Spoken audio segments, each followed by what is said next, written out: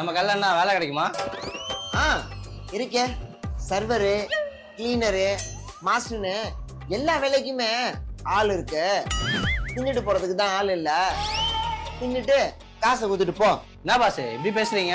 வேற எப்படி பேசுறது?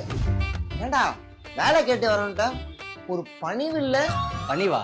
நான் யார் தெரியுமா? MSc graduate. வெளியே போனா எவனும் வேலை கொடுக்க மாட்டான்.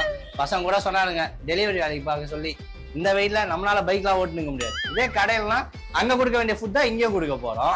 அதுவும் நல்ல இல்ல, வேலையும் கம்மி. ஆமா, எல்லா வேலைக்கும் ஆள் இருக்கு. நீங்களே இந்த கல்லால காசு எண்ணி போடுறதுக்கு ஆள் இருக்கா? டேய், அந்த வேலைக்கு தான்டா நான் இருக்கேன், ஓனர்னு.